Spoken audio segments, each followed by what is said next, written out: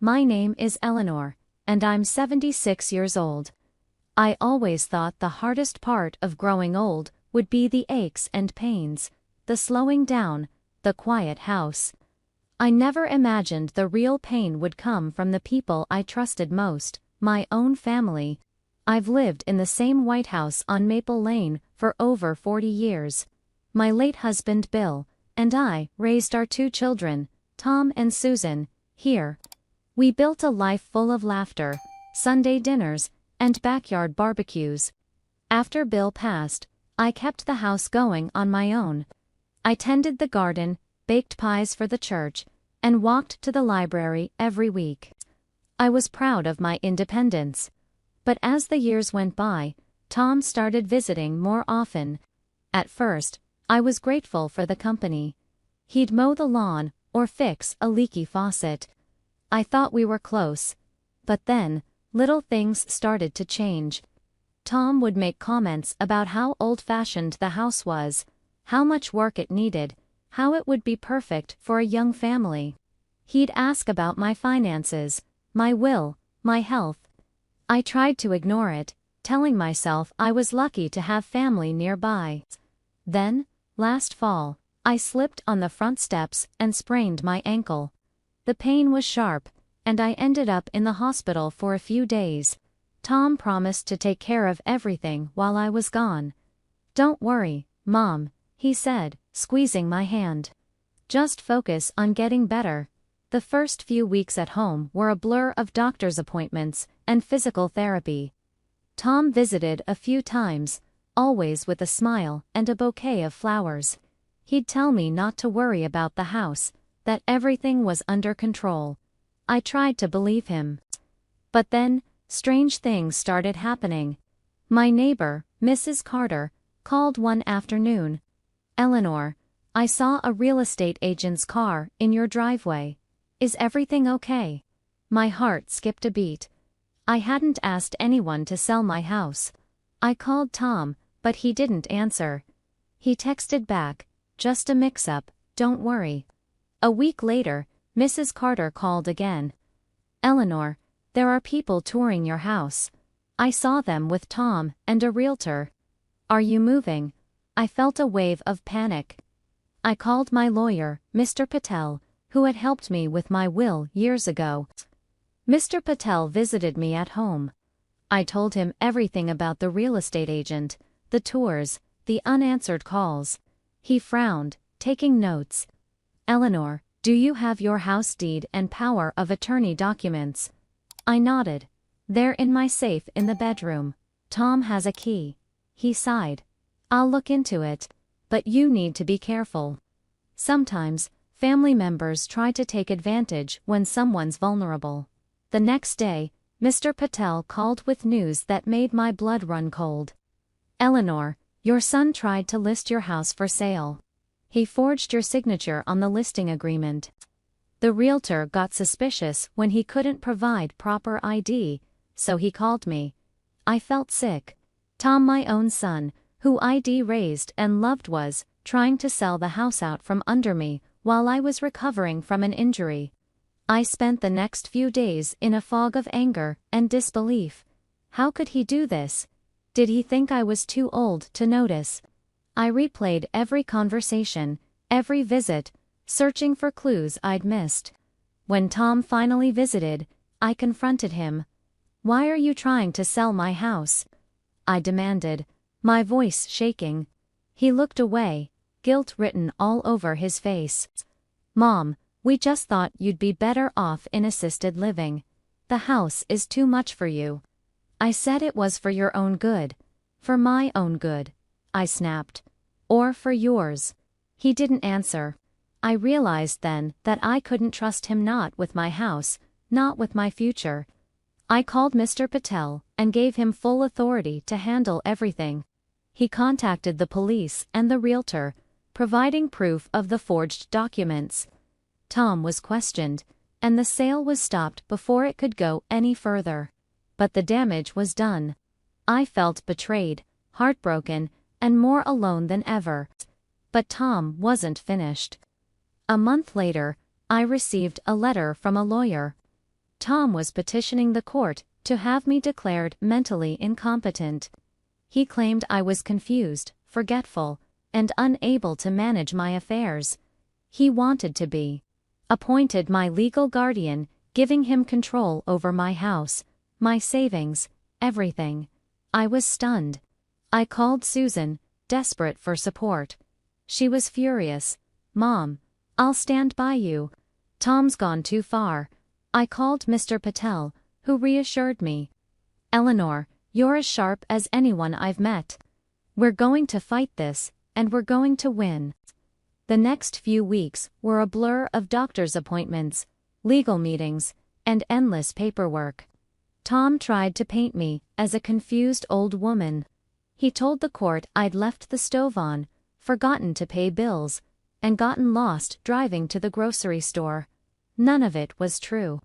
I kept meticulous records, every bill paid on time, every appointment written in my calendar. The court ordered a psychological evaluation. I was terrified, but Mr. Patel reassured me. "Just be yourself.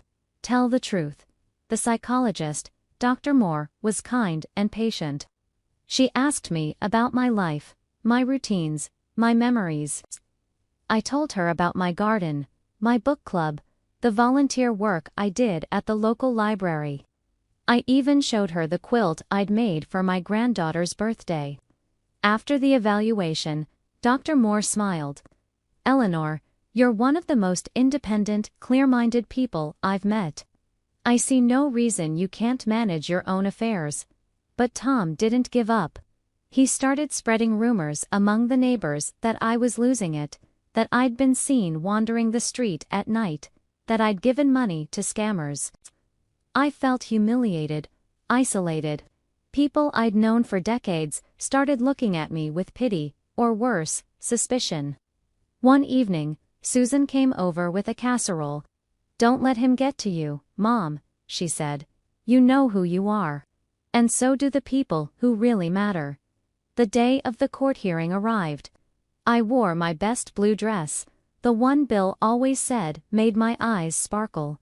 Mr. Patel sat beside me, his hand steady on my arm. Tom sat across the aisle, whispering to his lawyer.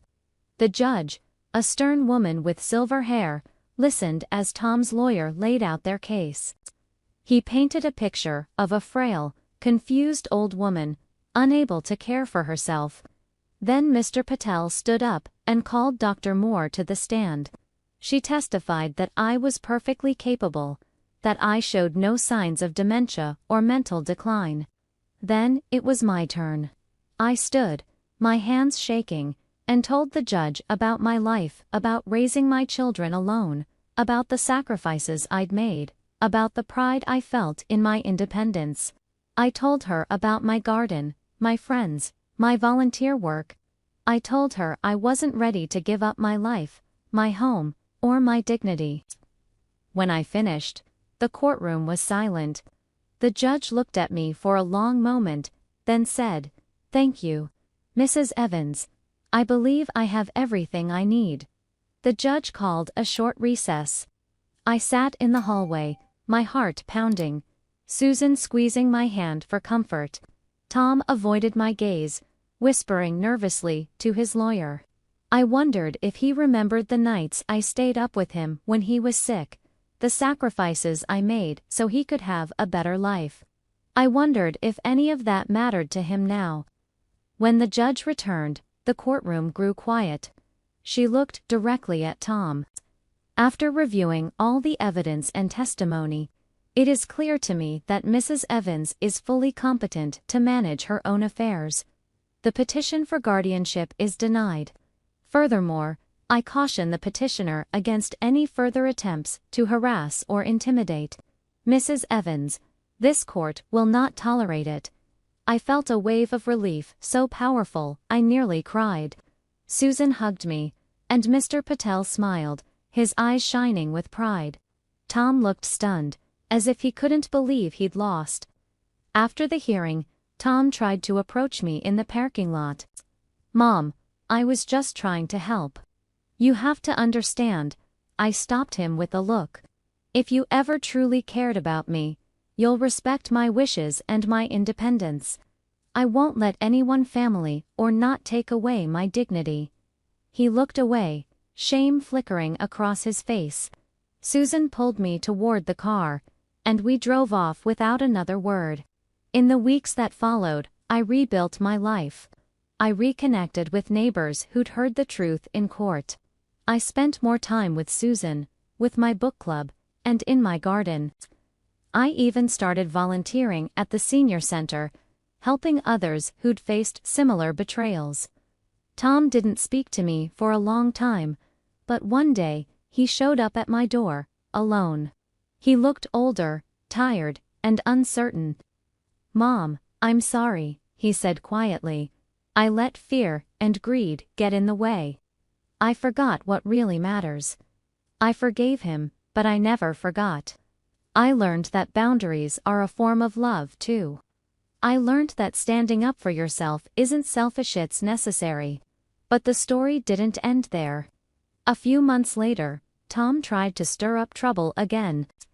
He started spreading rumors in the neighborhood, telling anyone who would listen that I was losing it, that I was too old to manage the house, that I was forgetting things. I heard whispers at the grocery store, saw the pitying looks at church. For a while, I felt like a prisoner in my own home, afraid to even go outside. But I refused to let Tom's lies define me. I invited my neighbors over for coffee, one by one, and told them the truth. I showed them the police report, the lawyer's letter, and even the hospital discharge papers that proved I was perfectly capable.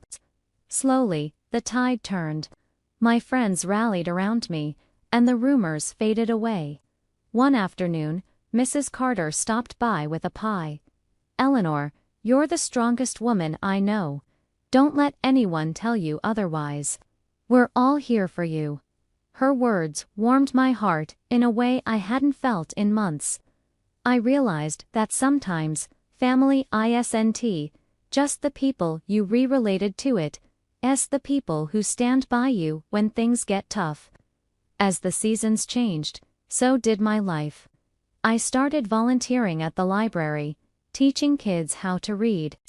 I joined a walking group, made new friends, and even took a painting class at the community center. My world grew bigger, brighter, and more joyful. Susan, to her credit, kept her promise. She visited more often, helped with chores, and listened instead of lecturing. Our relationship slowly healed, built on honesty and respect. We cooked together, watched old movies, and talked about Bill and the memories we shared in the house. I realized that forgiveness doesn't mean forgetting, it means choosing to move forward, stronger than before. Tom, on the other hand, kept his distance. He moved to another town, and our relationship stayed strained. I was sad, but I also felt a sense of relief. I realized I didn't need people in my life who only saw me as a burden or a bank account. But the biggest change was in me. I stopped waiting for my family's approval and started living for myself. I traveled to visit my sister in Florida, took a road trip to see the Grand Canyon, and even started writing my memoirs. I filled my days with things that brought me joy, not just things that were expected of me. One day, Susan came over with a bouquet of sunflowers. "Mom, I'm proud of you. I never realized how strong you were. I'm sorry for everything." I smiled, feeling a peace I hadn't known in years. "Thank you, Susan. I hope you always remember that I'm not as easy to fool as you thought."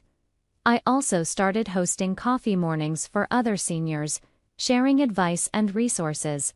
We laughed, swapped stories, and reminded each other that we were stronger than anyone realized.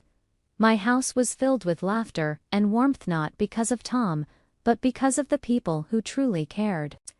If you've ever felt betrayed by the people you love, remember, you have the right to protect your home, your future, and your dignity. Don't let anyone, family or not, make you feel powerless. And if my story touched you, Let me know in the comments where you're listening from. Have you ever had to stand up for yourself against your own family? Share your story below, I'd love to hear it. Don't forget to subscribe for more real-life stories, with strength and hope.